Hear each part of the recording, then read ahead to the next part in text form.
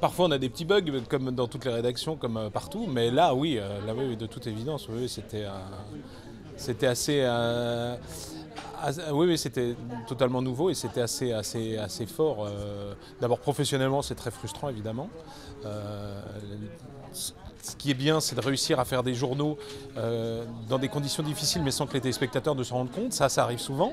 Mais là, en l'occurrence, ne pas pouvoir faire un journal, c'était terriblement frustrant, bien sûr.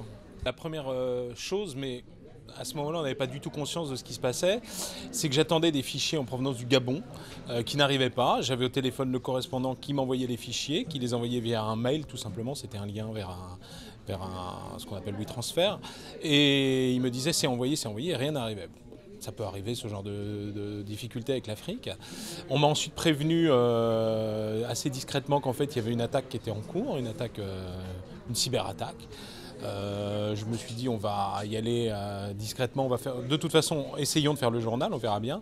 Mais à peine j'avais fini cette phrase que j'adressais à la personne qui me donnait cette information, qu'en fait tout le monde s'est levé, mais ça marche plus, ça marche plus, ça marche plus.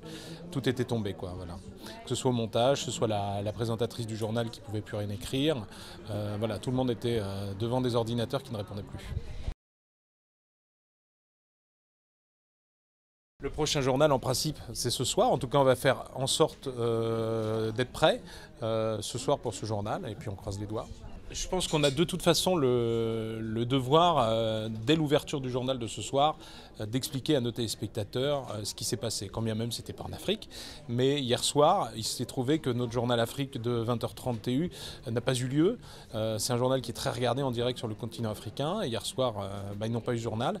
On a eu pas mal de retours très rapidement sur ce qui restait de réseaux sociaux. La page du journal Afrique de Facebook du journal Afrique n'a pas été impactée a priori.